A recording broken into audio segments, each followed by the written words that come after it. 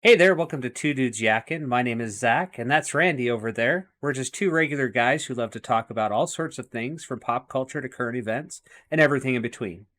If you enjoy our conversations and want to see more, make sure to hit that subscribe button down below. And if you like what you hear in this video, please give us a thumbs up and leave a comment to let us know your thoughts. We love hearing from our viewers, and it helps us create even better content. So, without further ado, let's get yakking. Wow, you got that right down, don't you? No, that was horrible. I don't know. Try it out. See if it works. See if it Yeah. sticks.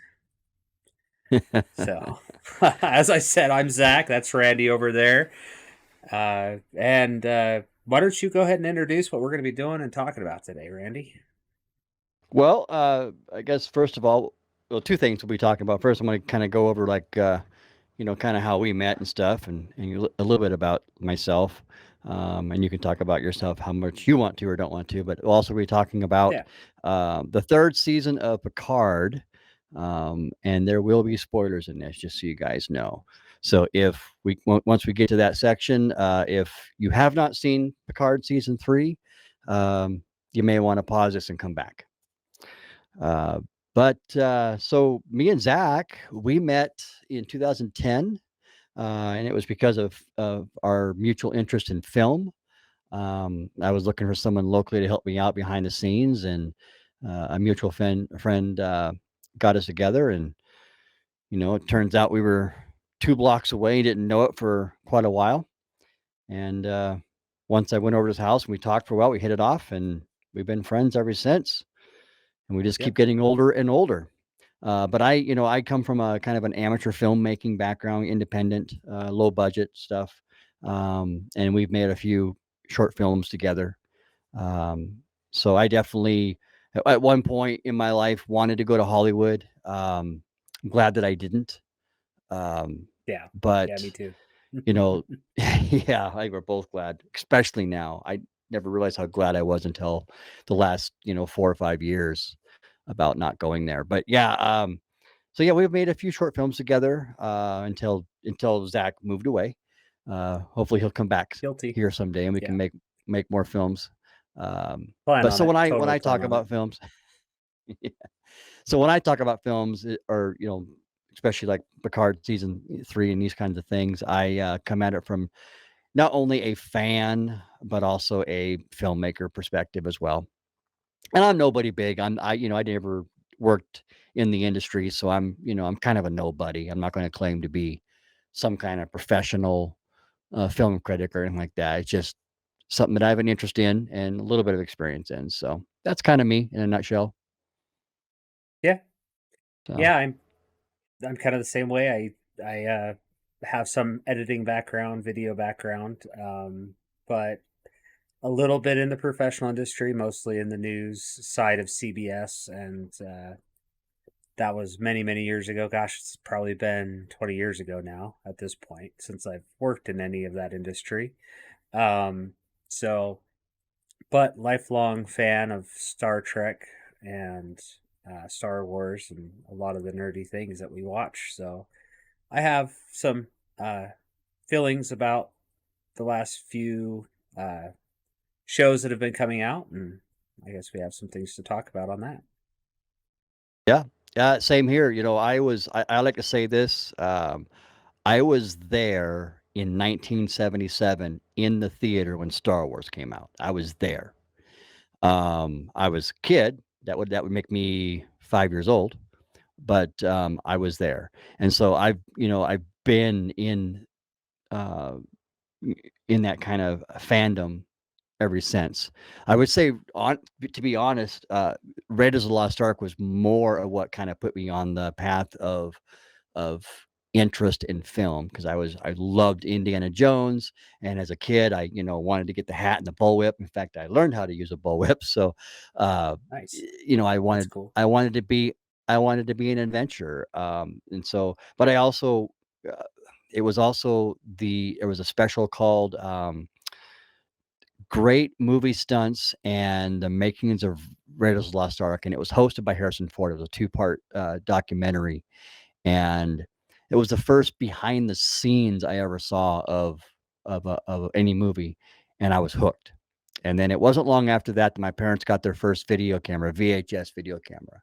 And I, experimented with that, doing a lot of stop go animation and stupid little skits you do as a teenager. Um, and so that over time, that just the technology got better and I learned how to edit. And like I said, then got into filmmaking later on. So, but the idea of being a fan was Star Wars and Star Trek. I would say Star Wars was big, obviously on the the general audience fan front, but Star Trek was something that I grew up with. My dad watched the original series in syndication, and I watched it with him. And I remember pretty vividly watching Next Generation when it came out in '87. And I would say that from a Star Wars versus Star Trek, and I don't really think that they're, I don't think one or the other is necessarily, I don't think it should be a either or. I think you can be a fan of both, and it's totally fine. I don't really believe in that kind of fight over Star Trek and Star Wars. It's just, well, we're just fans of both. I And agree. but Star Trek for me though, I to a degree, I would say I am more was more of a fan, generally speaking, and mostly because there was more content available. Star Wars only at that point only had 3 movies available. Star Trek had, you know, the original 3 seasons, with Yeah. the, What, 26 Kirk. episodes per season? Yeah. Yeah, I think I can't remember if it was 26 episodes per season on the original series or not. I had to look that up, but I know that, Next Generation was. And Yeah. so Yeah. by the No, time that came sorry. out, yeah, by the time that came out, I mean, there was a lot more content to actually absorb. So for me, Star Trek kinda ruled because there was just more for me to watch. Yeah, So, and you even think yeah. back on some of the history of it too. George Lucas is actually a Roddenberry fan, so he liked the original series, and it kind of helped motivate him to get into some of the sci-fi from some of the interviews I've watched in the past. So yeah, I mean, there's definitely that there. And see, I'm a little bit younger than Randy is, so Star Trek was really my first main introduction into sci-fi. So, and then it was the Next Generation. I mean, I was only 4 years old when the Next Generation came out and started showing the first season. So it was kind of a staple in my family. You know, every night we'd sit down to watch dinner, and while we are watch dinner, eat dinner, and it was kind of a staple to watch Star Trek: The Next Generation. It was on at that time, so You could watch just you kind could of watch dinner, I suppose. yeah, I could. I You did. could I watch did dinner. watch it too, but I ate it. I watched it going into my mouth. Yeah. But yeah, no, I kind of what started out in Star Trek, and then I really didn't get into the earlier like the original series until later on. I mean, I was probably in my 20s by the time I actually watched the original series all the way through. But I had watched the movies because they were coming out around the same time, and they were Star Mhm. Trek. So, um, and I think 4 was the first one I ever watched, where Oh, they go wow. back in time and save the whales. So that was my first introduction into the original series. I had no idea who Kirk was. I had no idea who. I guess I knew who Spock was, so I did go back into that a little bit, but so yeah, and then I of course watched every Voyager, Deep Space Nine, all the offshoots. I was always looking for something new, and I remember, when I was probably 11 years old is when they opened up uh, the Star Trek experience in Las Vegas. So all I ever Mm. wanted to do, like from the time I was a like middle school on, I just wanted to go to Las Vegas. I didn't care about gambling or anything like that. I wanted to go see the experience. Which unfortunately, by the time I got to a point that I could, they had already stopped it. So I never got the opportunity to go see it. I think I remember seeing some video of you going there. Yeah, I 1994, I believe, me and my brother and my dad went for a weekend. So yeah, we did get that was a that's a bummer you never got to see. That was a really cool thing they had down there. Um, yeah, I'll talk about that sometime because it really was an experience. So Yeah. that was at the height of my fandom, I would say. On the the age thing, it's funny because I'll kind of age myself. I'm the exact same age as Will Wheaton, Wesley Crusher. So I was 13 when Next Generation came out, and so yeah, You I could have have been pretty good memory. you could have been an ensign of the Enterprise. I mean, Uh, I would have been a better one. Just saying. probably. Yeah. Probably. Well, I So don't know. I don't know if I'd be any less annoying. Maybe. Who knows? I definitely would be. Yeah. I didn't mind less Wesley, so less less annoying. yeah. He was, I don't know. I can't tell you if young Picard was more annoying than Wesley Crusher was. In the episode Oh, where him and they all go back to they all get in a transporter accident. They all get younger. I think he was pretty annoying. I that was think a different actor too. yeah, yeah, that's true. Yeah. I'm Look, we're sorry. talking about Wesley was Picard. always Yeah, but Wesley was always more annoying. Sorry. You're He not was gonna always convince Will me Wheaton, otherwise. so yeah, Yeah, yeah, absolutely, he's still Will Wheaton, so yeah, yeah. yeah, But absolutely. so I guess it's kind of important to say that, over the last few years, obviously we've had some um how do you want to say it? Like disappointments in the stuff we grew up with, Star Wars, Star Trek. And it seems like almost any franchise that we grew up with is being destroyed in some way or another. I mean, it could be Ghostbusters, it could be Star Wars, Star Trek, like I said. I'm kind of worried about the new Indiana Jones. I don't really have any good feelings about how that's going to Yeah, go. So, you know, I mean, not dare I say the word woke. Everything is going woke, and that's been, you know, one of the biggest things that has just been infecting it all. And which is why I think what's funny about that in its own weird way has led us to making a video like this because Picard season 3 was like a complete surprise. A very, very pleasant surprise compared to everything else. especially Um, after season 1 and season 2. I mean, ugh, they're polar opposites, completely different, in my opinion. yeah. Well, and I think if I'm not mistaken, you like me didn't even watch all of season 2 prior to watching season 3. Is that right? I haven't. I've only seen highlights from YouTube videos I've watched for Hmm. season 2, and I don't think I finished season 1. I might have finished season 1. I think I I did, did finish but season it's been a 1. while. Yeah. Yeah. So I did finish season 1. I finished it. I can't remember when, but I watched I've watched season 1 of Discovery, which I like to call Star Trek Diversity. But I watched that and I was out by the end of that one. Then Picard came up and I was like, "Oh, okay, cool." I thought at the time, I really did. I thought at the time that when Picard came out that they maybe were listening to fans because fans were really this is where the division and the Star Trek fans became pretty prominent. It was there in 2009 when the reboot happened, but it not like it was when Discovery came out. The division was pretty high, and there was a lot of reasons for it. Because I mean, Discovery diversity was very, very woke, very, very, uh, ugh, just unlikable characters and stuff. But and they rewrote their Klingons and did all kinds of it virtue dove off the deep signaling. end instantly. I mean, It Star Trek's did. always touched on sensitive subjects, but they've gradually let you get into it. Gradually brought it in or gradually introduced it. Uh, Discovery was feet first. I mean, you had no choice, but that's what it was, and it just, yeah, they just put it all out Can there I right away.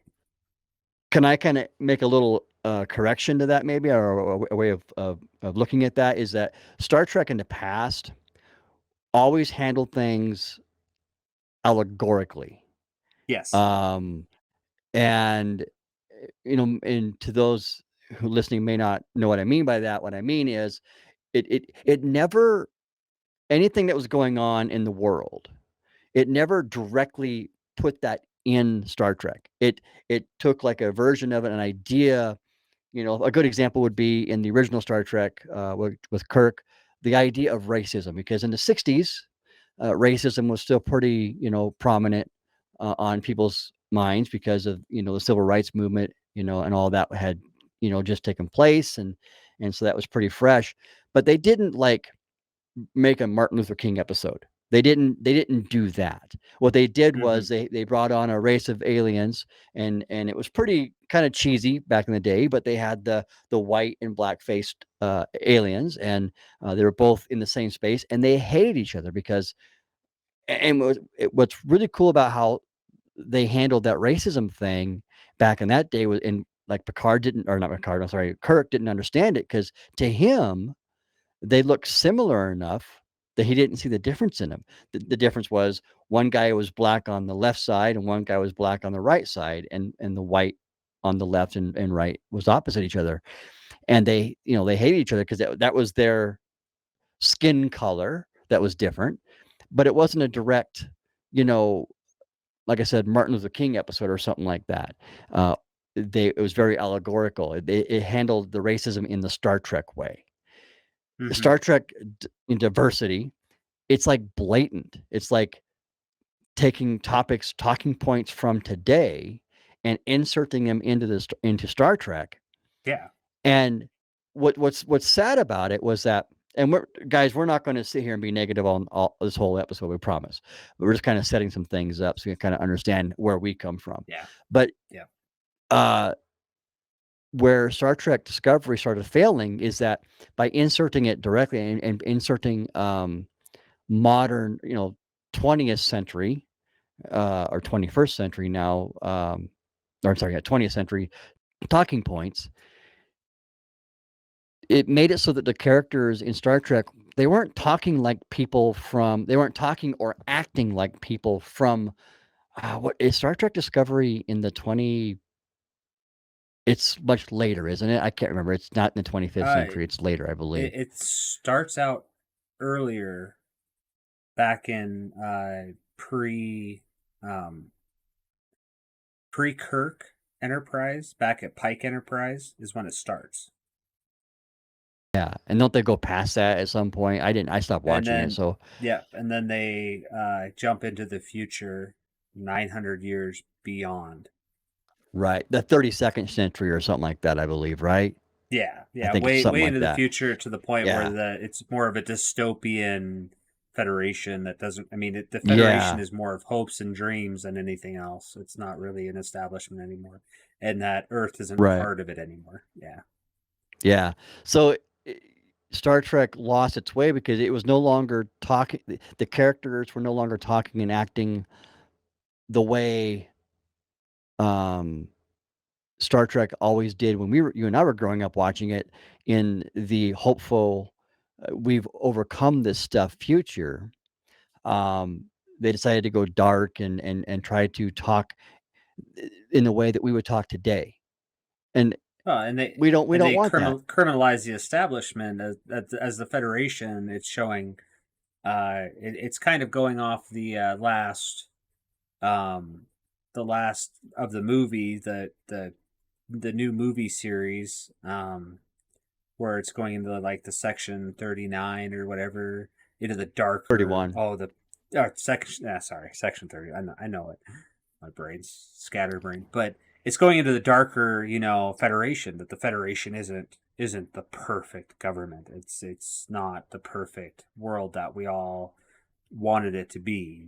So they start going down that rabbit hole of, yeah, as well. I mean, that was kind of the thing that turned me off too, into it, or with it, was that, I mean, the Star Trek that I remember was a utopian society. A lot of these things were, they don't think about it anymore. They don't think about racism. They don't think about, it's a Mhm. very welcoming, open society, and all of a sudden you bring in That's not how it is. It's just the modern problems. Everything's exactly the same that many years in the future, and we're going to try to show you how to deal with it today by imposing our views on you the way that we think Yeah, they should be.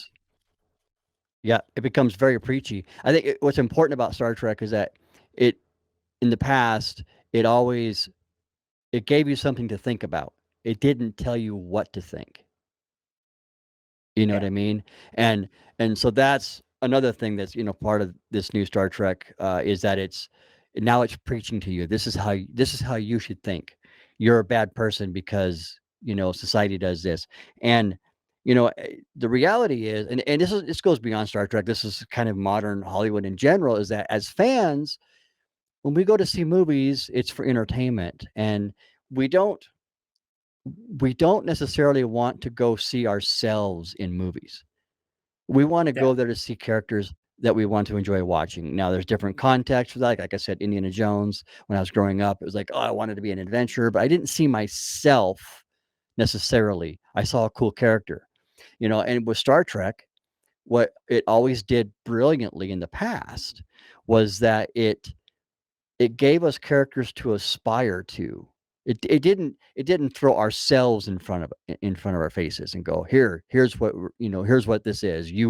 This is you being reflective. But no, we don't want to see that. We want to see cool characters that we can look up to and enjoy. And at the end of the yeah. day, have entertainment. And so I I feel like we're going down the negative rabbit hole for a long time here. So let's go ahead and kind of shift over to the positive here. Uh, all this being said, Picard season 3 being the surprise that it is, um, I watched the first season. I was out. I skipped the second season completely. Didn't watch it at all. Yeah, And didn't then even look at as it, didn't even think about it, and the same with uh, season 3. I didn't even give it a shot. I just wrote it off at the yeah, very beginning. I started hearing people like Nerdrotic and Dave Cullen from Computing Forever and Robert Meyer Burnett talking about it. And these are people that I've learned to respect their opinion. We tend to kind of, for the most part, line up, not everything, but kind of line up. And so they convinced me to actually give it a shot.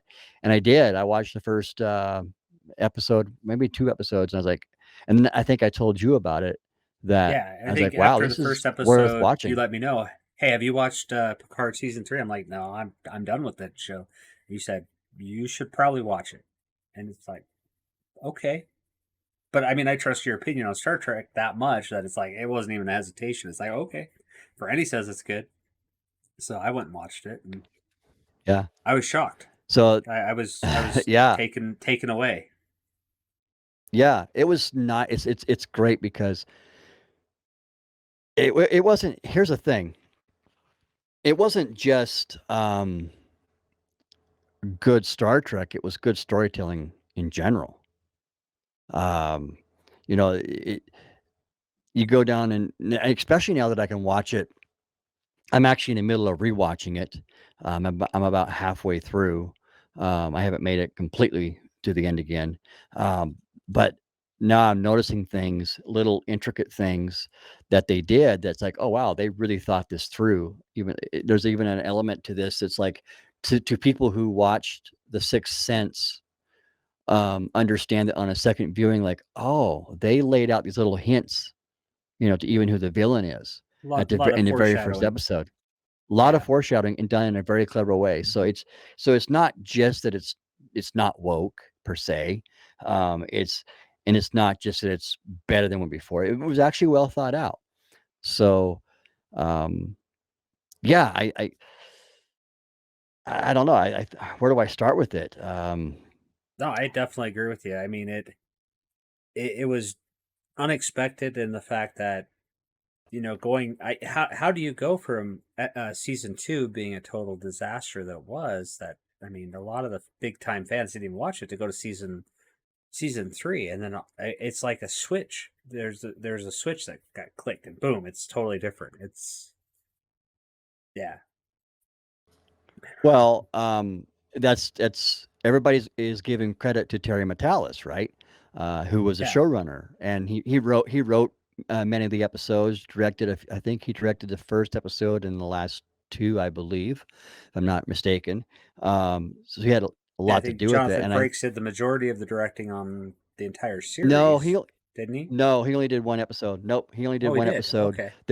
Yeah, there was I'd have to pull them all up, but there was Terry, Jonathan, and I want to say 3 or 4 other directors that Dan Liu did, I think, 2 episodes. Um, I can't remember the other one's name. Um, but yeah, there was several directors on this. Uh, Okay. yeah, we'd have to look them Gotcha. up. I actually went back and halfway through watching season 3, I decided to watch season 2 out of curiosity. I had said that I was never going to watch it, and something happened in season 3 that made me think, okay, how did they I started getting kind of curious about some of the little moments that Terry had to address because Yeah. things happened in the season before. So I went ahead and watched season 2. It was tough to get through. It is, like I said, night and day, I man. still haven't gotten through it. I haven't even started it yet, honestly. I can't do it. I just can't do it. It was the Borg thing. It was the Borg thing. I was kind of curious how they handled the Borg in the second season. And Yeah. so I had to go find out. Should we bring in the And spoiler alert thing here? yeah, like I I don't said, know. Yeah. we're doing spoilers all the way through, I think, at this point. So just so you guys know, I think I said it before at the beginning. Yeah, we're doing spoilers. There's our spoiler alert. Just to Yeah. warn you, yeah, we're Uh, definitely gonna have some spoilers on season 3 for sure. He might mention some stuff on season 2, but I honestly, you could spoil the heck out of season 2 for me, and I probably wouldn't care. yeah, the honest to God truth is you don't have to see it. That Yeah, and that's what's really good with any kind of, whether it be a movie too. If you think any kind of sequel, if it can stand on its own, um, that's that's a sign of a good storyteller. It really is. yeah, And I think that they did that. There was a few moments that they did have to acknowledge, and one of them was the whole um, Picard's positronic or Gollum body that he's in that took place in the first season. That had to be acknowledged. In fact, they even cleverly. Here's what's cool about it. I don't know if Metalis was conscious of this or not because I've watched some interviews of him and he's pretty leery about admitting to fan service. But he is a fan. He just knows what he likes to see, and I think he just wrote and incorporated what he wanted Star Trek to be. So I don't know that he necessarily consciously did some of these things or not. I'm not completely sure. I yeah, thought maybe he had, but after watching some interviews, I don't know that he did. Um, but it seems like he was listening to or getting the temperature in the room that people did not like the whole Picard died and got a Gollum body. That's not a very popular thing amongst fans. Um, yeah, and but it's now canon. It exists in canon now. yeah. Can we say So they Ray? No, Ray yeah, no from kidding, Star Trek right? or Star Wars, just the automatic Star Jedi. Wars. Well, now we have our Star Wars. Yeah, now we have the Yeah. automatic regeneration of Picard. Hey, let's do that. Yeah. Yeah. So they had to address that. Um, the other thing that happened in season 1 was they turned Seven and Rafi lesbian. Why? Oh, wait, because virtue signal. We have to virtue signal. That's what it is.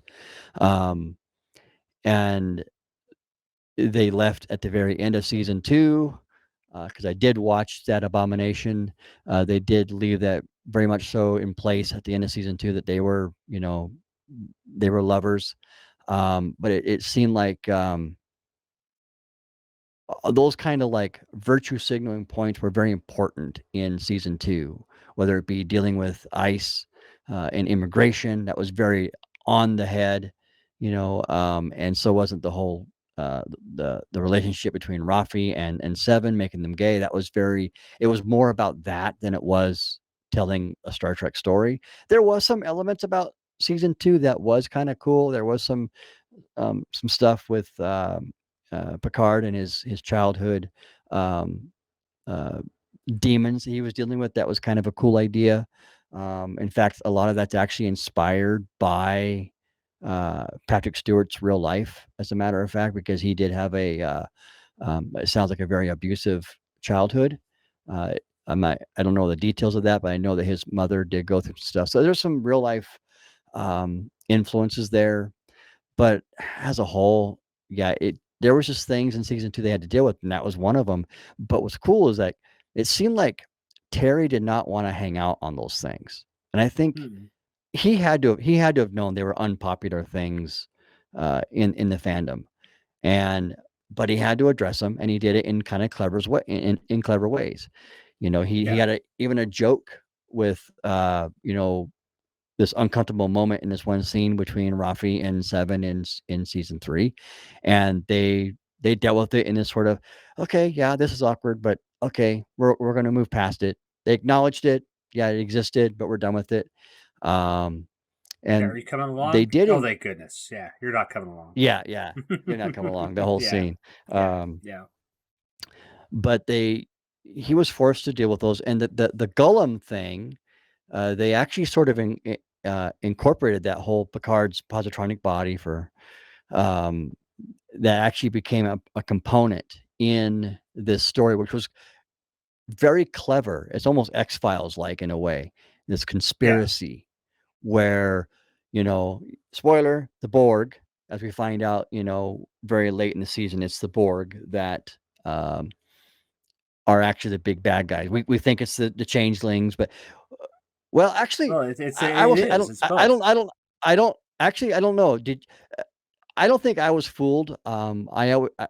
It was very obvious at the beginning that the changelings weren't in charge. There was someone else. I mean, there was sort of the emperor. I mean, there was a lot of things in visually.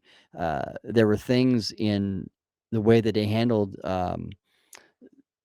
the mysterious bad guy is kind of close to how the Emperor was handled, like in Empire Strikes Back. Is this Hmm. figure that's telling Darth Vader what to do?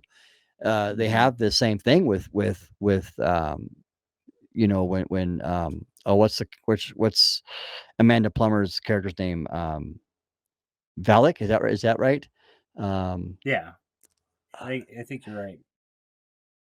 yeah. So they have that, that face that's after she cuts off part of her hand to manifest that face is giving her orders. So it was very obvious that there was somebody else pulling the strings, and they very methodically laid out um, the progression into revealing who that is. Um, Yeah. and looking back on it, you know, with when they introduced Jack Crusher and they showed some of the visions he was having. I don't know if you picked up on this or not, but they had you know how the in fact I'm gonna go ahead and I'm gonna bring this up. They had a lot of imagery in the nightmares the waking nightmares he was having, and he would see these branches and tentacles form on people's faces and in the background. Um, and I caught this on a second viewing. They're like branches on a tree, right? And this kind of Hmm. this roots and veins sort of thing. Well, here's what's kind of cool. Little Easter egg. Let's see if I can find it here.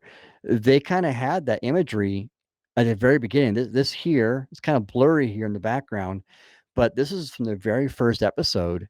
Um, and they have the the captain's log playing, and he's talking about it's his personal log talking about Locutus and the Borg.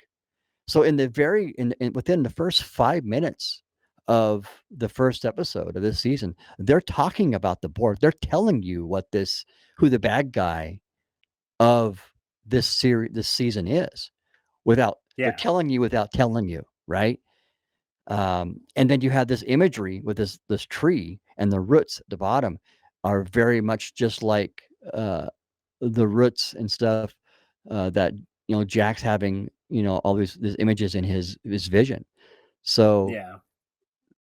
I very think the well laid point that I out kind and, of and thought came through. out on, the part that it came out to me was the um, the conversation and the dislike that the captain of the Titan had for Picard, having been Locutus. Hmm. I think that Yep. that point I was pretty much convinced at that point that the Borg had some hand in it. But I hadn't even known that the Borg were even involved in season 2. So I had nothing to question there. I just assumed that, okay, this seems like a Dominion or Changeling association with the Borg in some way. And of course, I was settled when you sent me a video that kind of linked the two after we kind of talked about it a little bit. So, Hmm. and then yeah, I was definitely sold at that point. It's like, yeah, that's a no brainer then. But Yeah. So I don't know, Zach. You want to? There's a lot more detail stuff that I would like to talk about at some point here, but I don't know. I like to give you a chance to kind of talk in general. Maybe some of the things you liked and didn't like about this season. well, one of the biggest things I've always liked about Star Trek: The Next Generation was the episodic storytelling. Um, so I really enjoy that each episode could stand alone. Um, and it seemed like sometimes when we get to the episodes where there's like 2 or 3 parts and you had to get through all 3 episodes, it was like, oh come on, let's get over this so we can get back to the episodic. Um, and that was one of the big things I really enjoyed with Star Trek. Uh, and this didn't have that. So there Mm-mm. were still some mixed emotions there, but then I liked that they were kind of fixing the story, getting back to the roots, bringing the characters back together.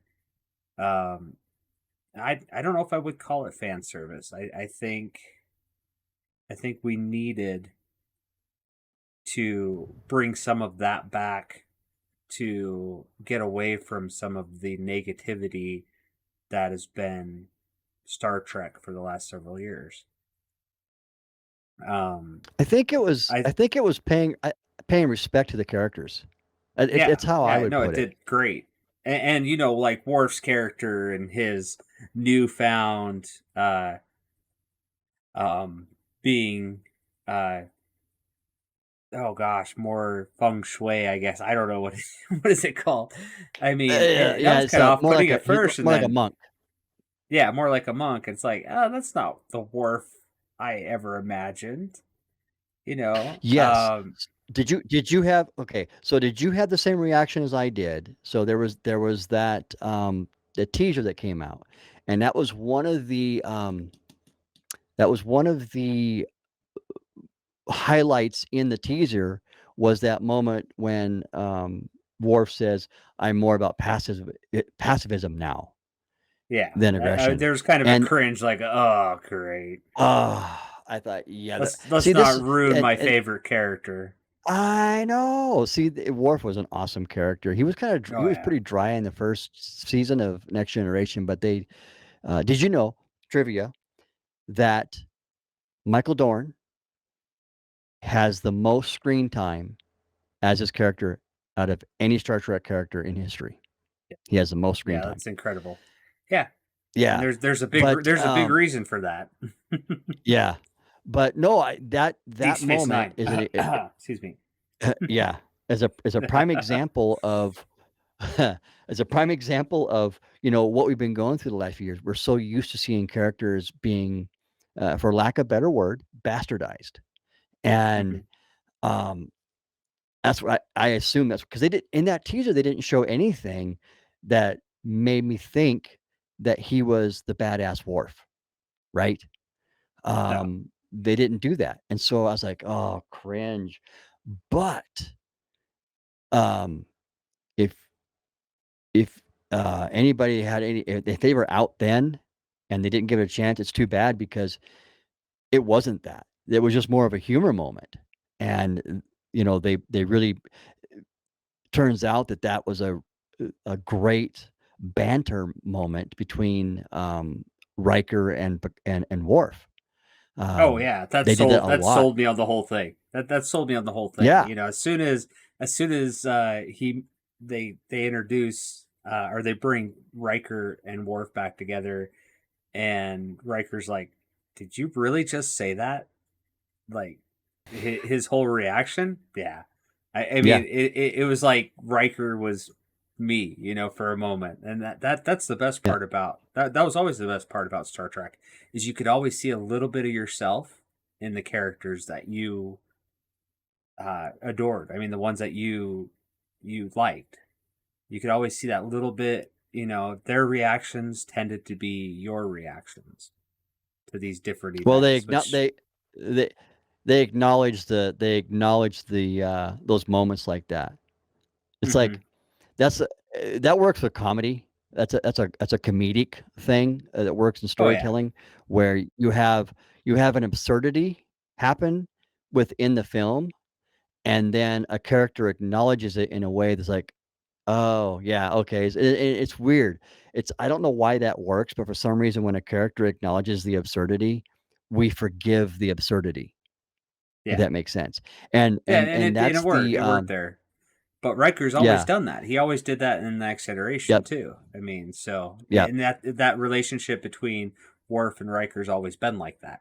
Like he's always given Worf crap about everything, and So that let's was good so to let's see go back again. to so let's go back to your episodic thing to kind of not get off track too far. But your episodic note you were making there. Here's what's really, because I agree. In the past, actually, TV in general was always episodic. It wasn't just Star Trek. Almost all TV was episodic, self-contained Yeah, episodes, right? And it's just in the last 10 years, that's really, I would say the first time I remember seeing it shift was 24. 24 kind of really broke that mold where they did the yeah, whole, it's a whole day playing out, right? And after that, it seemed like the long form started taking off, and streaming really kind of changed it as well. That's where it really took off, the long form. But here's yeah, where, again, done well, what's really cool about this season and why um, they managed to pull off something in a long form story, but still pulled off a episodic element. And I would say episodic character element. So when they would bring in each character, did you notice that every character had really good screen time, and they each kind of had their moment.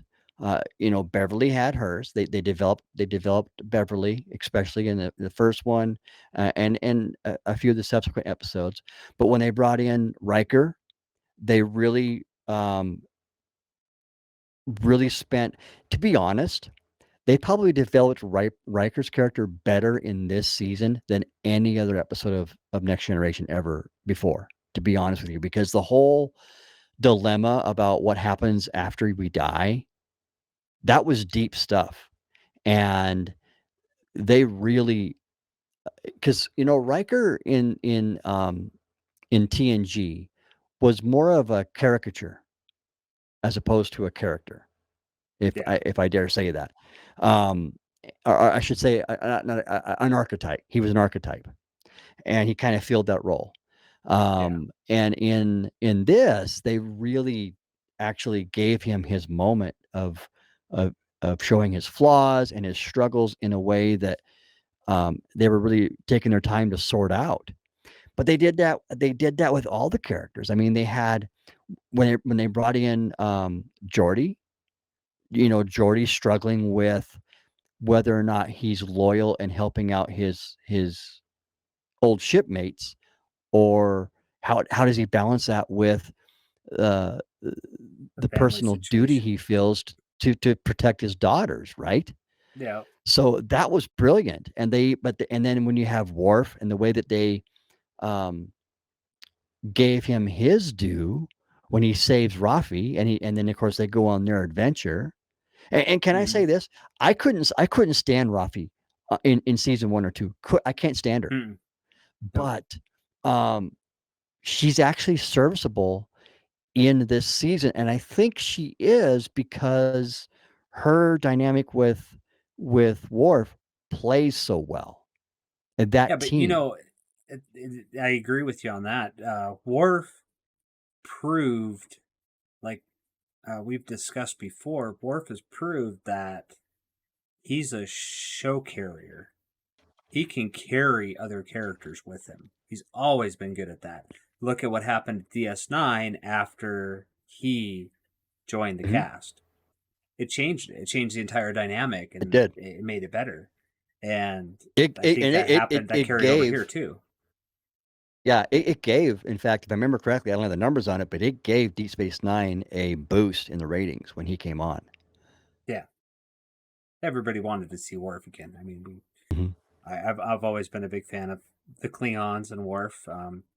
The fan club I was part of back in the day when there was such a thing as a Star Trek fan club locally uh, was all Klingon. So our ship was Federation, but the majority of our crew was Klingon. So I've always appreciated Worf. It was good to see him. I mean, it was good, like all the characters, all the character development. Like you said, Riker. That Riker's always been a yes sir. Like he always follows along with Picard, and you don't really see even Worf stray away from that until First Contact, when if you were any other man, I would kill you where you stand. That's the first Yeah. time one of the main bridge crew really stands up to Picard. And you see that again here in Picard with Riker. Riker has his "if you were any other man, I would kill you where you stand" moment in this episode, or in his episode where they're facing life or death. I mean, I think that really built his character and did a good job on that. I mean, you never see Riker say, uh, "No, you killed us all." You never see that. So So, kind of going through the characters, what do you think of this younger Jack Crusher, Ed Speleers? What was your take on see, him? he did an excellent job. I didn't understand the whole British accent thing, but they did a good job explaining it in the show. Um, Excellent actor. I think the actor himself, he did a wonderful job with the character. I mean, he played it Yeah, really well. yeah, he does a Uh, really, really good job. as far as Jack Crusher, that's kind of one part I still struggle with this the entire series is the Beverly Crusher, and I mean they had a close relationship. They always did, and the stray away, that they hadn't talked to each other in 20 years or 25 years, whatever it's been in the show. I I still Actually, have a hard that time believing that. I don't. You know why? They established that in All Good Things. Remember? So, in All Good Things, the final episode of TNG, they had grown apart. Um, and when they did the future stuff, now you can make the argument that that future never happens. You can make that argument, but so it was kind of established there was an on again, off again in the original series. So I kind of disagree a little bit with that. It kind of makes sense to me. I what's kind of maybe what's different about it is the idea, and maybe what's hard about it is the fact that she full on seemed to turn their back on him. Yeah. That they had gone, that in that way. Because I think in TNG, well, she was on a medical frigate in All Good Things, so there's some similarities there because she's doing what do they call it? Is it frontier medicine? I think they called it. Is that right? That they were doing, or cowboy medicine. I forget what they called it in the show in Picard season 3.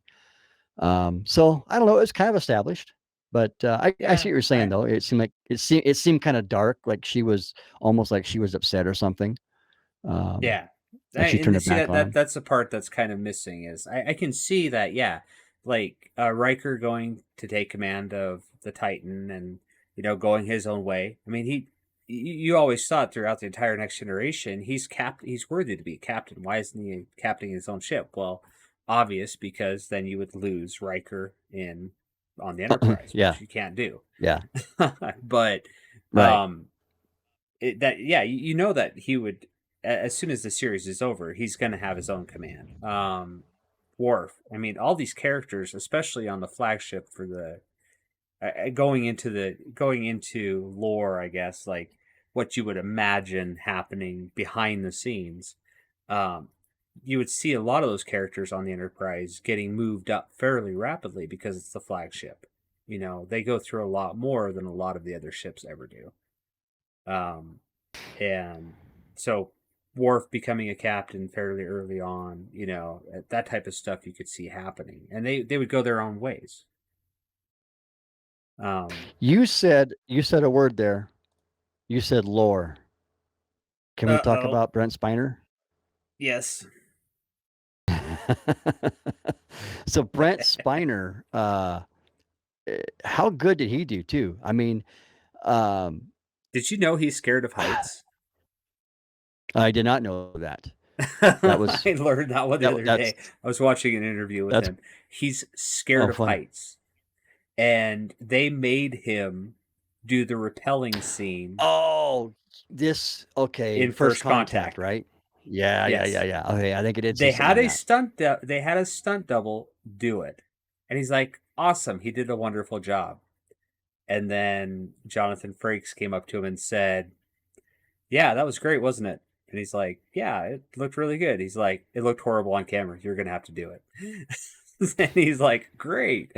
So yeah, he got to jump and repel. I mean, it wasn't in that thin little area in the missile silo. It wasn't a big, wide open sound studio, and he Yeah. repelled, and he got down, and everything went good. Everybody is cheering and clapping, and uh, Jonathan Frakes comes up to him. Yeah, that was amazing. Good job. Good job.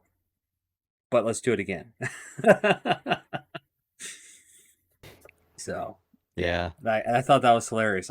You don't think Data would ever be scared of heights, so it kind of tells you the difference between the actor and the actual character. That's hard to separate in my mind. It's always been hard to separate in my mind, the separation of the actors from the characters they play, because they are completely Yeah. different. Yeah. But yeah, Especially no, he especially with especially with him. He's a very funny dude. I didn't. I've always thought since Nemesis that Data would return. I always thought they're going to have to bring Data back. They're going to have to bring Data back. But as the years have gone on, I mean, that was what? How many years ago? 25 years almost, I think it is. Yeah, 25 years, and they've never brought him back. I kind of gave up hope of that ever happening, and I didn't think it would ever happen, and that there'd be no way that they could pull it off.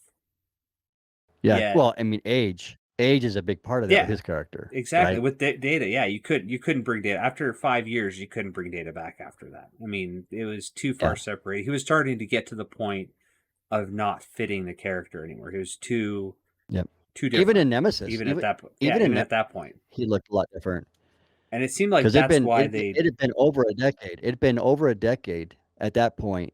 I wanna say it had been I'd have to check this, but there's like a 15-year, uh, gap maybe between when he first started playing it to that point. yeah. So, I mean, that's a I person ages quite a bit. you could definitely tell it. I mean, that was my thought was in Nemesis that was their way of solving that. Just saying, okay, you can't have him anymore because you just don't have room for age anymore with this character. And I will say that the way that they brought him back in this was way better than I could have ever anticipated. Yeah. Yeah, and, and to be honest, he doesn't look that bad. I mean, he definitely looks older. He's heavier Oh and he does yeah, look older, but they explained it away quite well. But I think my what I wanted to really bring up with the whole data thing was, again, kinda staying with the whole idea of giving each character their due. That episode, I didn't bring any screenshots of it, but that episode where in his brain, Lore and Data are fighting for dominance when Geordi brings that partition down. Yep. And that also coupled with the scene before a little while before that, where they had him literally changing between Lore and Data in real time, like he was doing it in the same take. You know, he was Yeah. doing it in real time where he's changing. He nailed each of those characters like on The cue. facial I expressions, mean, everything. yeah, the mannerisms. I You mean, you there you was could no, just you tell could tell. without even him Yeah, you saying could it. tell. Yep. Just the way he would carry himself, the way he would Yeah. smile and look, and he'd turn his head and he'd kind of get that little grinning look. Oh, that's Lore. Oh, and Oh, he would straighten up and he'd be looking around. Oh, that's Data. I mean, it was just it was brilliant. I mean, Brent Spiner did some of his best acting was oh yeah. like Jonathan Frakes. I mean, it's just the same thing. I mean, he just some of their best acting in those characters.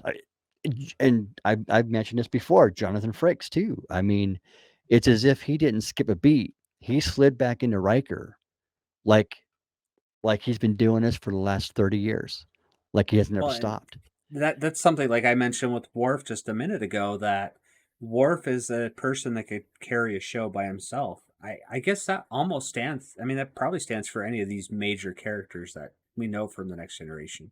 He's def. I mean, uh, Brent Spiner is definitely one of those characters to be able to do that. I mean, he pulled a lot of the episodes in Star Trek, and they even commented that several seasons in, a couple seasons into Star Trek: The Next Generation, the writers actually knew that these actors could pull entire episodes by themselves, and that's kind of, you see that a lot as Next Generation progresses. Is that these individual characters are amazing at holding their episodes. And I watched an interview with Data that he talks about that, and he mentions that it was always, you had your episode and you were the main person for the entire episode. So that all the shoot, that entire few weeks of shooting for that episode was all based on you. So you, I mean, you were reading script every night, learning something, everything. He had a thing where he didn't let himself go to sleep at night until he had at least been able to go through a script once without having to, or go through his lines at least once without having to um, go look at the script. He had to do that at least once Yeah. before he could go to sleep. And he said there are many, many nights he did not get to sleep. But then he always held out hope that, okay, this is my episode. The next episode's going to be somebody else, so I'm going to have a little less. I'm going to have less screen time and less scripts. And there was, when they did the oh, the episode where Data becomes the sun god. What was that episode? Oh, yeah, I know what you're talking about. Yes, I know what you're talking about. Yeah. Did you wait? Did you watch the same podcast that I did, Michael Rosenbaum's "Inside of You" podcast with him? Is that what you watched? Yes, yes, that's what I watched. Yeah, yeah, I watched that Yeah, recently too. yeah, and he was talking about that. Yeah, he was like, I finally get to not have an episode about me, and then they threw that Yeah, one on nope. him and said, guess Yeah, what? This is all going to be about you, and not only are you playing Data, you're playing many other characters. different characters. Because Yeah, he played like 20 characters in that episode or something yeah. ridiculous, 16 or It something. was Yeah, it it was was a, yeah, big number. it was So ridiculous. yep.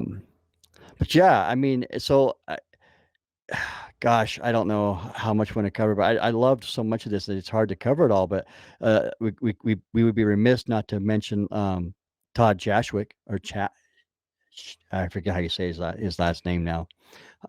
You got me. Chadwick, I is that just know right? him as the captain Todd of the Todd Titan. Todd Chad. Yeah, it's Todd Chadwick, I believe. Um, Not Chadwick. but he, was a pushback character. Like he was first you think he's this just a dickhead, right? Yeah. Um, but you kind of learn that he's nuanced and he's actually got a good reason for his stance, right? He Yeah. wants to be safe, and he has a responsibility to bring his people home safely. Um, and so that pushback where because how dare he speak up to an admiral, retired, um, the way that he did, right? That's kind of the attitude, and that's even Hmm. acknowledged in the in the episode because Riker's like, "How dare you? Don't talk. This is an admiral." He's like, "Yeah, but you're retired." And yeah, I still hold a captain, but you ain't got a ship, you know. And so he's a tough character and played really really well. Um, so yeah, They and kind he of was stomped over him a little obviously bit, but they brought him back. yeah well yeah there was some episodes kind of like about 4 or 5 in where he didn't have much to do, and that was kind of a bummer. I think that they could have that was one of the weak points. They could have had him uh, play a little bit more of a role in that the middle portion of the season.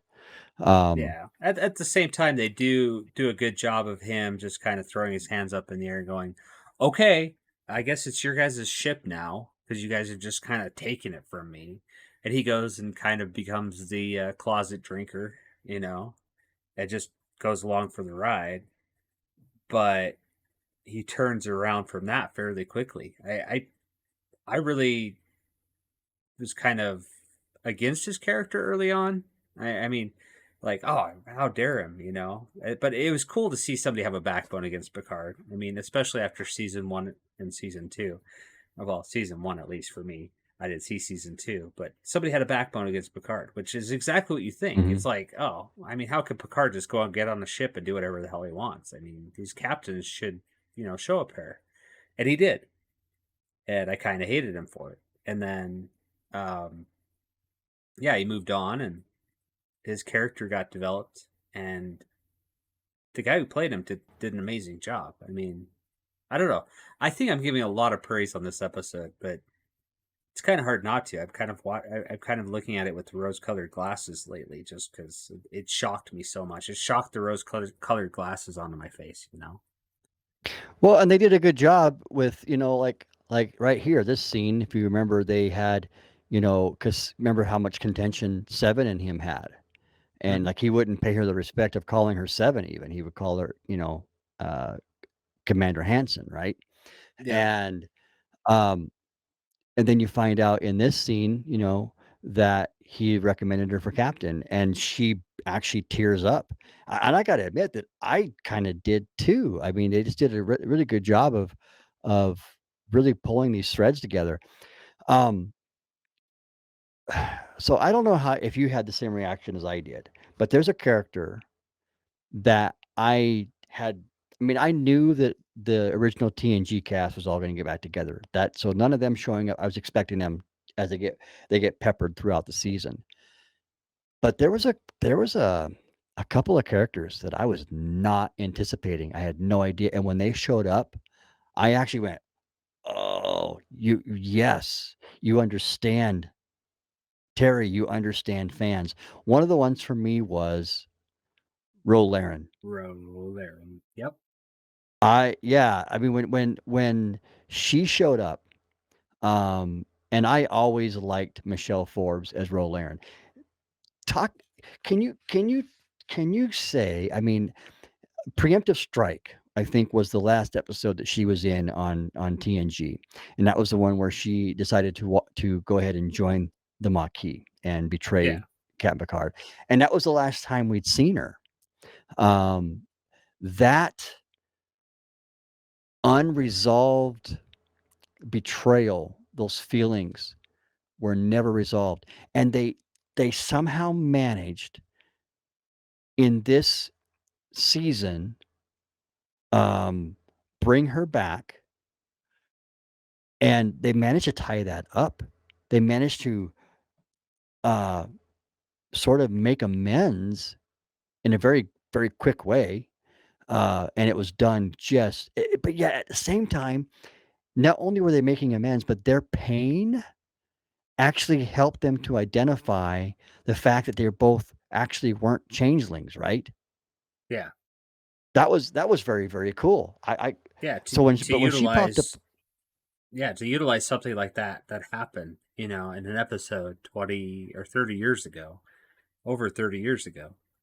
I mean, that's foreshadowing right there. I mean, it's like it was meant to be. It's she's the only character, one of the only characters that could fit that role that well because of what happened in that episode. Mhm. Her going to the Maquis. I mean, and I mean, you remember how much that affected Picard back in that episode. I mean, it was a tough spot. And I remember back then thinking, wow, I can't believe she's going, and then to have her come back and into this role, and that Well, being a let's think about this for major a second. plot point. Yeah, well, think about it too. So Terry managed to simultaneously reopen and kind of close two of Picard's greatest wounds. Locutus is still one of his greatest wounds. He'll never be Mm-hmm. completely over that, right? Yep. Um, it was something that haunted him this entire time, and quite obviously the Rolaren thing, the betrayal that he felt was real, and it's still an open wound for him. Yep. And brilliantly, the story was done in such a way that they finally get Picard past those two things. It's just that's I can't say enough good things, about this season. Um, and Now, would you call that I don't know if fan you caught that. service the way they did it? No, that okay. So no, let's. Boy, we're going on for a long time here, but I guess I don't care. We'll just we'll just keep talking. But this is there is this a is a difference between long form episode, just to let you know. yeah, there's a difference between member berries and fan service. Okay, so member berries is putting something in a show to lure you in, and many times when that's done, it's done erroneously, and they end up kind of pulling the rug out from underneath you, and they tricked you into showing up to watch it, and they do something else with the character or whatever. A good example might be Luke Skywalker in Last Jedi. You know, they turn that character on its head, and they use your nostalgia as nostalgia bait to bring you back in. Um, Over time, we've kind of started to recognize that, but they didn't do that. They did not pull the rug out from underneath us in any of this season. Now, fan service is something else where um, there are emotional, nostalgic, and emotional strings um, unique to a particular property or show that will be played in some way um, that will tug on your heartstrings in a good way. It as some people like to say, it does the feelers good in a way.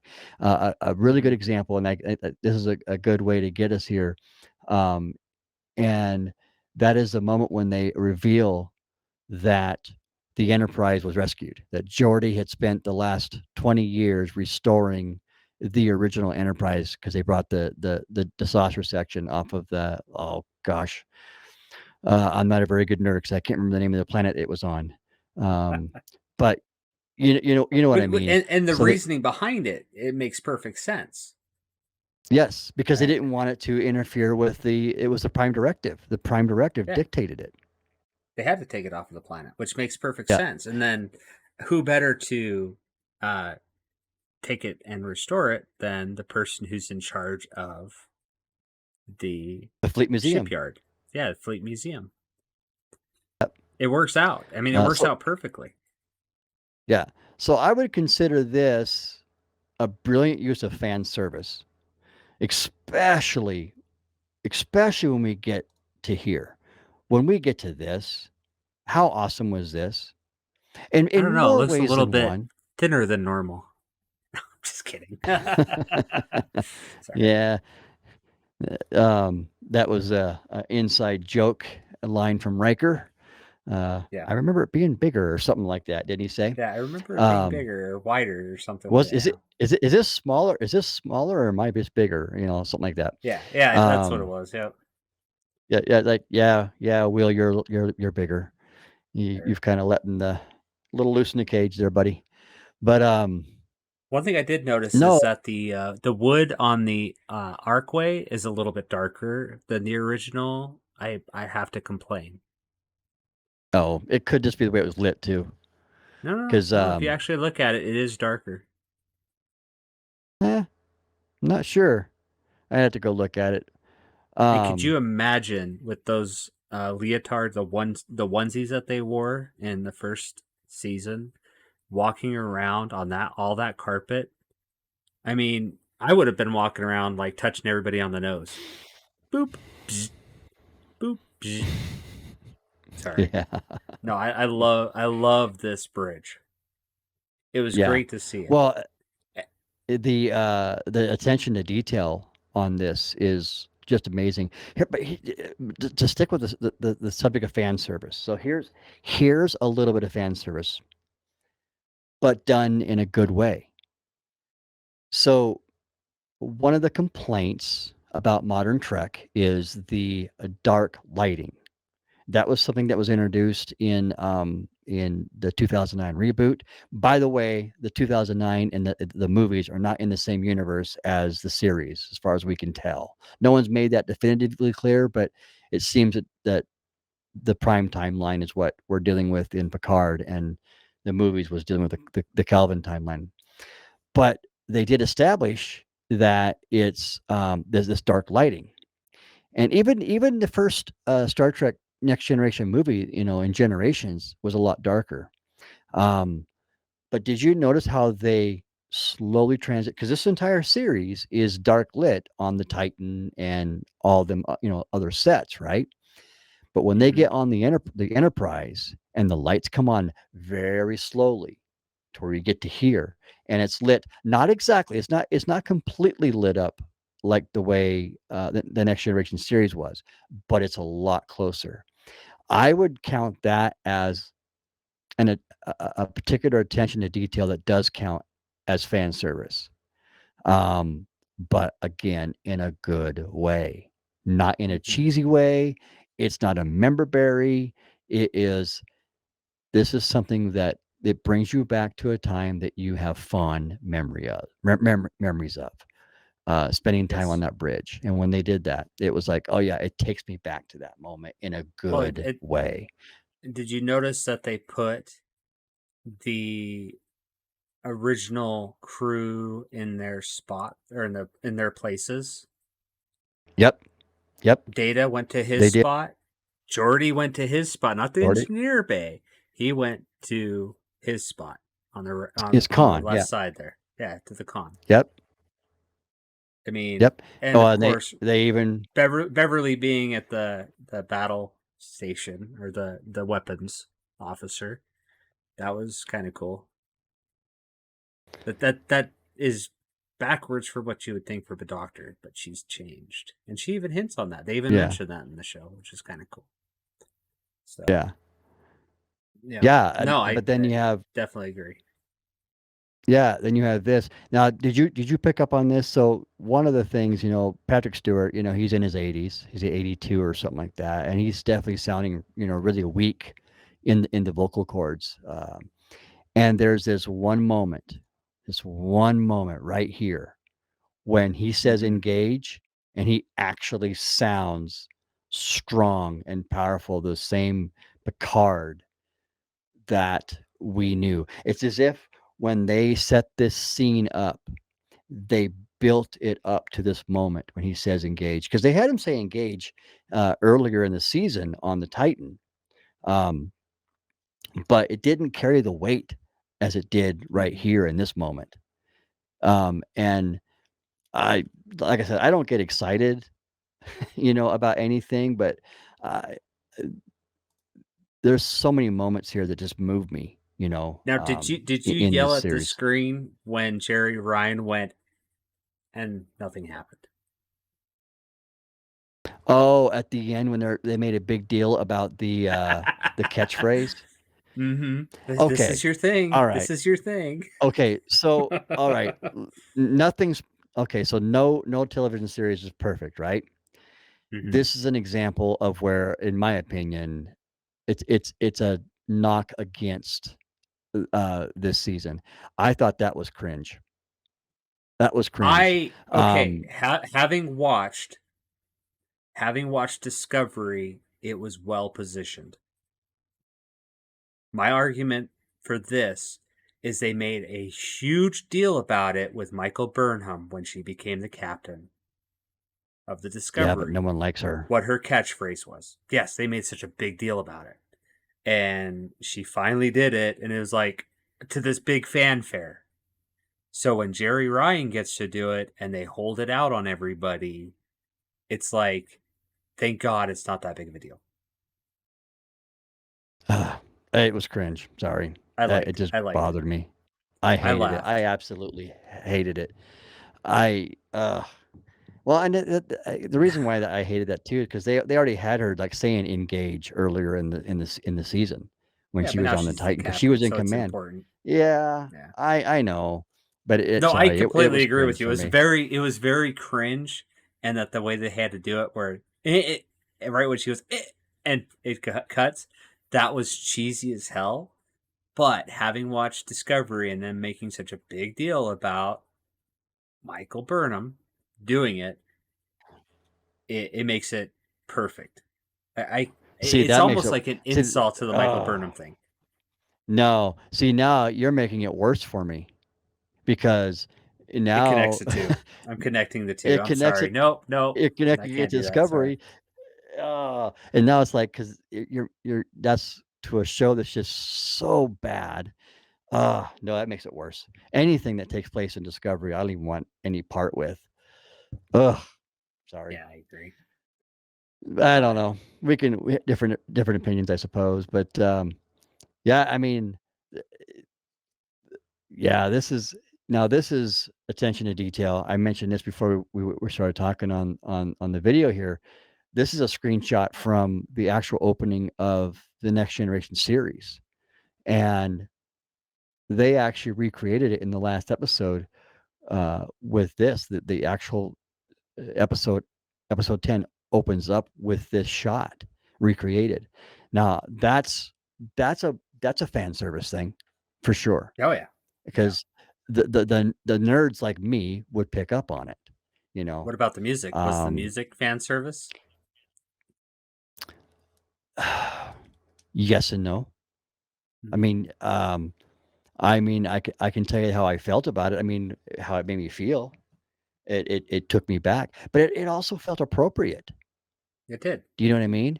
Like, because here's the thing, when it comes to filmmaking, characters should have their theme. Now, in the case of Next Generation, it's not just there's no individual characters. There's an ensemble. That ensemble is the character in a way, and they have their themes. Um, so yeah, I think, and to that point, this is the first soundtrack that I've bought to a Star Trek show in probably 2 decades. I finally went out and bought the soundtrack to season 3. Um, yeah, I I didn't mean, know the you could guy still do that that. oh, yeah, Amazon. I know. I'm Um, kidding. in fact, you can buy this soundtrack on vinyl if you wanted to.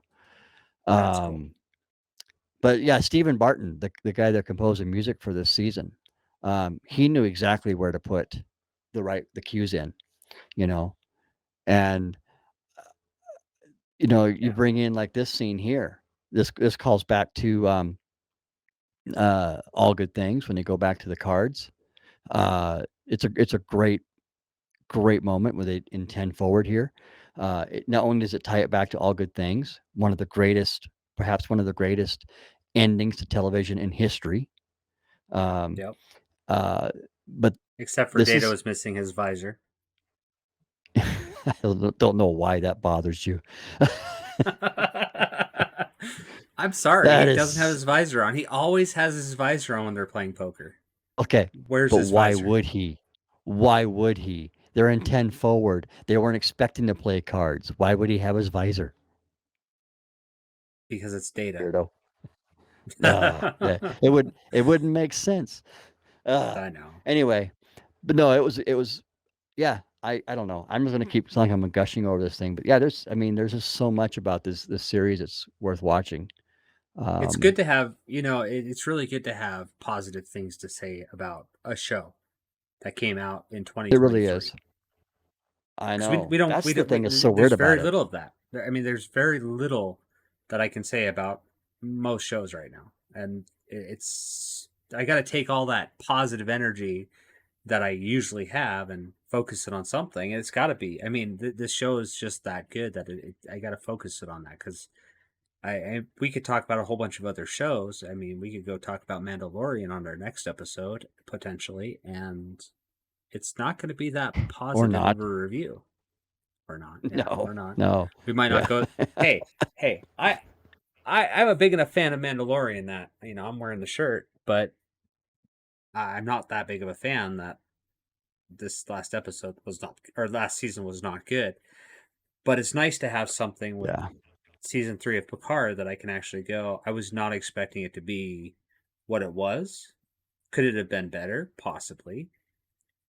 But it was good in the sense that it hit a lot of buttons Mhm. that, that I couldn't have expected and that I'm pleased with. So Well, it's I really think nice I to think see that that.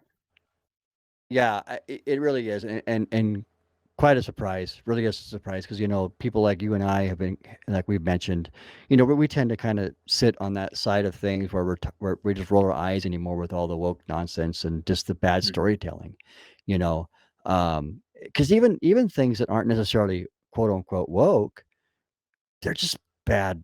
There's so much bad entertainment now. It's just not written well, not good storytelling at all. And just give me that, and that's what Yeah. this is, Well, and and a lot of fans you've talked about and stuff with a lot of these like Star Trek series lately is the characters don't feel like they deserve what what's happening. They don't deserve the ship. mhm, Like Michael Burnham in Discovery doesn't deserve to be the it's not captain. it's not earned. Yeah. Yeah, she doesn't earn it. But how do you feel about, the characters that like getting to the end of the series, the end of Picard, the end of season 3, um where how do you feel about how it left off? What about all these characters that we have, now? We come to the end with Jerry Ryan and her band of misfits. It's uh as you say, I guess, uh an all-female bridge crew except for the one guy. Um, Well, what? yeah, I wanted to kinda touch on that. Yeah, that's kind of where I'm leading you to. Well, Uh, it's it's, uh, it's a valid point because if you'd have told me on paper, knowing what I know, what I've witnessed in the last few years with a lot of the, forced female empowerment. Um, okay, and I can see the people saying, "Oh, you're just this is where the misogynist comes out, right?" No, I grew up loving Ripley from Aliens. I grew up loving Sarah Connor from Terminator. I know these are common names that get thrown out now, but we grew up loving these characters, um, and but they always earned their place, right? And the idea of a strong female never was a female who forgot her femininity, you know? Um, and that's where, modern strong female, roles have gone, and so it's just forced. mhm, Um, but on paper, if you said, "Okay, so we've got" I forget the other characters' names, but you have, uh, Geordie's daughter at the con. Um, and you have I oh, who else survived? You have this character. She survived to the end. She's on the bridge. Then you said you got Rafi and you got Jerry, or and Seven. Hmm. Um, on paper, I would say, oh, they're doing the forced a woman power thing, but it's not, because they earned it, right? These, Hmm. especially with Seven taking that role. Now a lot of people wanted Liam Shaw to be, still standing at the end of this, and have it be, the possible spin-off to the legacy, which we'll get to here in a second. Um, but no, I think that's the one difference, and this is something that, that Terry seems to have a good handle on, is making these characters earn their place, right? And so it doesn't feel forced. So I don't have a problem um, with her being the captain. And and here's the thing. I loved Voyager, right? Voyager had 7 years of Catherine Janeway as the captain, and she was awesome. Kate Mulgrew was awesome as Catherine Janeway, Hmm. and we don't have a problem with that. So, you know, yeah, I mean, that's what I'll say about that, is that it was earned, and it doesn't feel like it.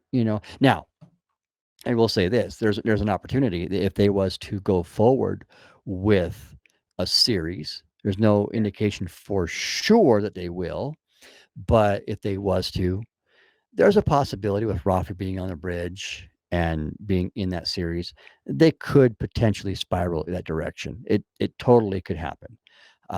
So I'm not going to, gush completely and go, oh, it's all fine, because they could totally flip it on its head and go wrong with it. But that Yeah. that brings us to this. You know, um, there's actually that's the wrong tab. I wanted to bring this one up. Yeah. So change.org. The guys over at Popcast Unleashed, they started this petition on change.org to make Star Trek Legacy, but notice it says with Terry Matalas as a showrunner. This is something that's Yes. been kind of Very important part. yes, yes. It's been hinted to, that the fans have wanted this. Now, the thing to keep in mind that is that, Alex Kurtzman, his contract was renewed. Um, I forget when it was. I think it was last year, all the way through to 2026. So he was already Hmm. on board, well before he was on board to keep his position, well before Picard season 3 came out. And Terry Matalas kind of snuck in. I mean, he helped write parts of season 2 and help make parts of season 2. So he was part of it. Um, but Alex Kurtzman was in charge and leading the way. I forget the name of the project, but there was a project that Alex Kurtzman went and made. And it was a passion project of his that he went off onto. He basically handed the reins over to Terry Matalas. So, um, it was just kind of by luck in a way that we got this season. And Yeah. with somebody like Terry, leading the way, uh, making all the points that we just did for the last, I don't know how long it's been, 2 hours, whatever it's been. Um, but So, as of a week and a half ago, I remember telling you that I didn't buy for 1 second that a Star Trek Legacy had any possibility of happening. If you'd asked me a week and a half ago, I said no. It doesn't have a chance of happening, because Alex Kurtzman is set on making the Section 31 movie, and he's also set on making the Star Trek Academy series, which sounds just stupid. We don't want kids on Earth, a bunch of juveniles. At least I don't. I have no interest in Not this watching. day and age, because No, it'll be 2023 at Starfleet Academy. exactly. So I have no hope in that. So like I said, up to a week and a half ago, I had no hope of this idea of a legacy show running. However, um, recently, the if I can find it here, I think maybe it's this one. Okay. Yeah, Yeah. so here's the headline. They were at an event, and Terry Matalascio's Star Trek Legacy update. Alex Kurtzman hears fans loud and clear. So Alex Kurtzman was on stage, and he was saying, "We've heard you. You guys are speaking, and we're listening." And him saying that, that's wow. You know, it's like as if he has to listen now. Um, the legs that I think Picard season 3 is going to have is going to be pretty big. This petition, as a matter of fact. Let me see if I can refresh this if this is still current. Uh oh, zero has Nobody signed signed. it. What the heck? That went Oh, come on, backwards. refresh here. Yeah, There we there we go. go. Yeah, went There up it is. 40,000. Just 40, broke it. 40. Yeah, it broke 40,000. Now get this. I don't know if you know this or not, Zach, but Star Trek Strange New Worlds, the reason that that happened, do you know this story? I heard something Um, about it, but go ahead. okay, so the reason it happened is because Anson Mount, and I like Anson Mount as Pike. He's done a good job. I think that Star Trek Strange New Worlds does have its problems. There's some good about it, but there's some not so good about it as well. But the reason it exists is because same people started this petition on change.org to get a Pike led, Anson Mount led Star Trek series made, and they listened and they made it. So it's Yep. because of change.org petition that I want to say that that one got like 26 or 29,000 signatures. Yeah, it didn't And get as that many. was enough. No, that was enough to make the show to Alex Kurtzman and Akiva Goldsmith listen and actually get that show off the ground. This one's Yeah. at 40,000 and it's got a lot of buzz. So, And and it's then going up. you I mean, obviously, in it's the last since we started filming tonight, it's gone up it went 1,000 up, almost.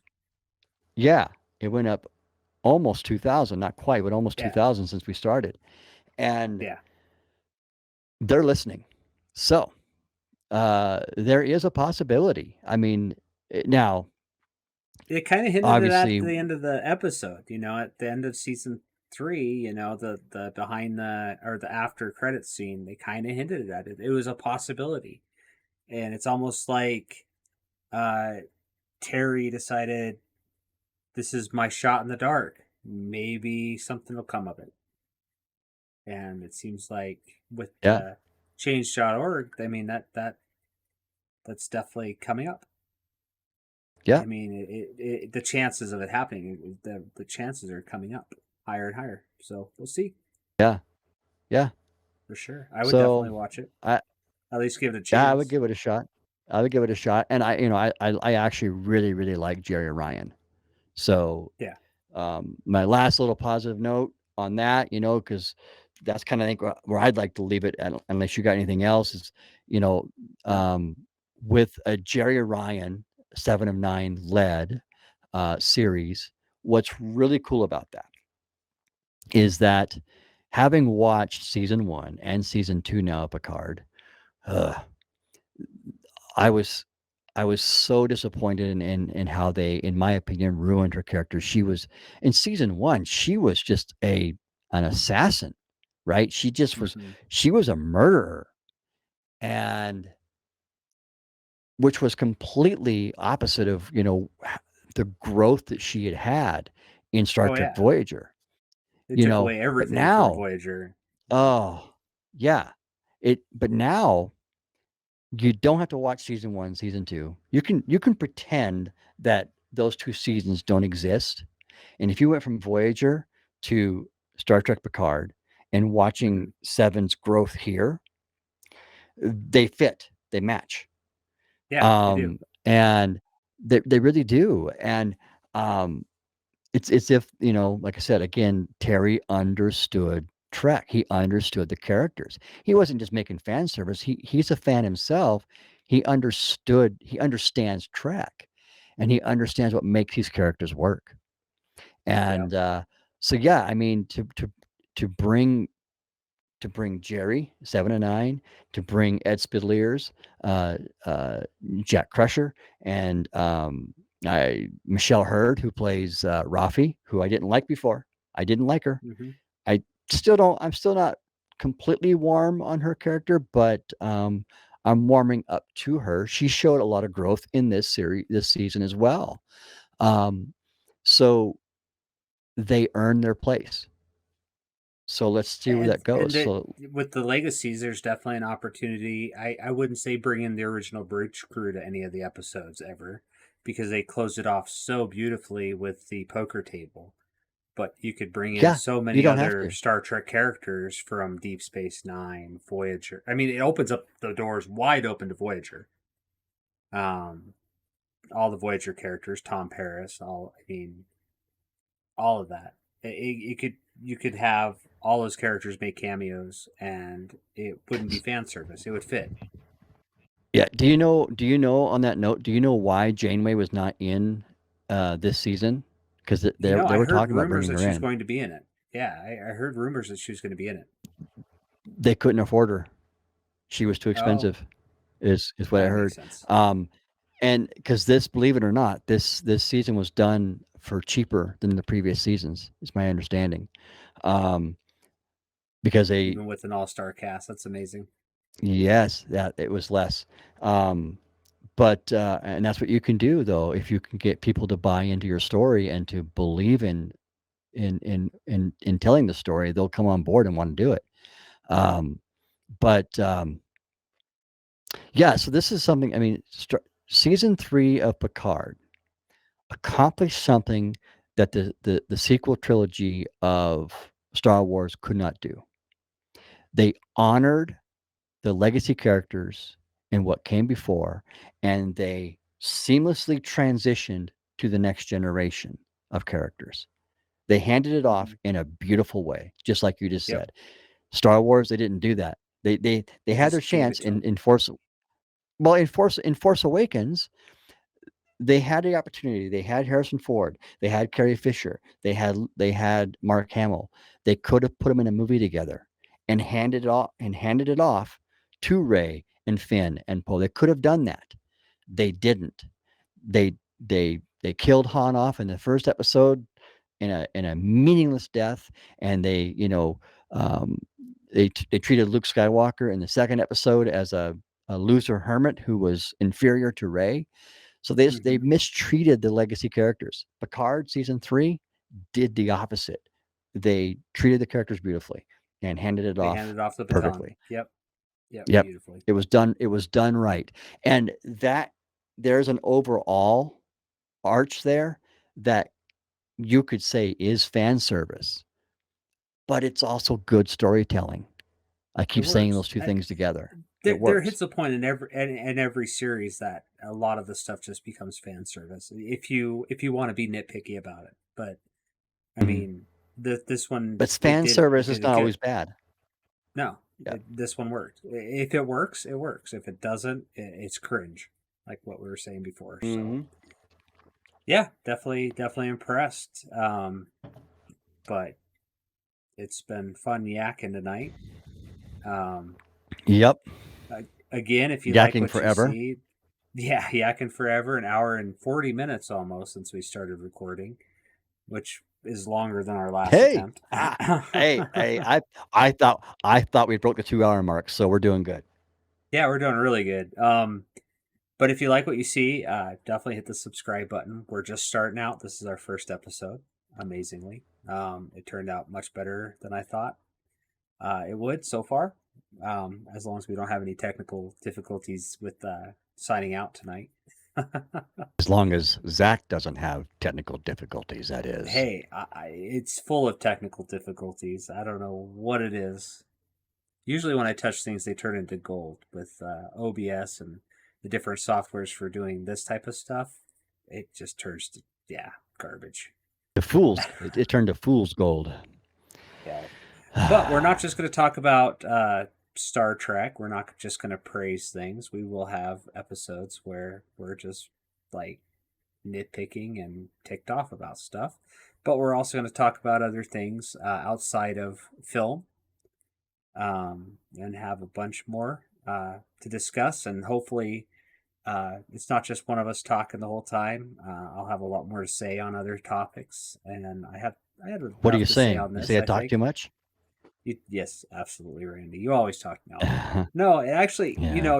I let you kind of take the lead on this one because you had done your research and you had a lot of the stuff set aside. I had more of the emotional feel side of it, I guess. Um, but I think it worked out pretty good. So we'll see You're where we go saying you're from saying that here. I And need to get in touch with my emotional side? Is that what you're saying? no, you had your feel too. I Oh, just okay. kind of filled in my little bit of an emotional feel to it too. But yeah, we'll have more to talk about and more episodes for sure. And yeah, we'll see where this goes. Hopefully, or as we progress, we'll get better. We'll get more content. Definitely leave comments below if you'd like to see us do something or talk about a certain topic for an hour and 41 minutes. We will definitely talk your ear off about it.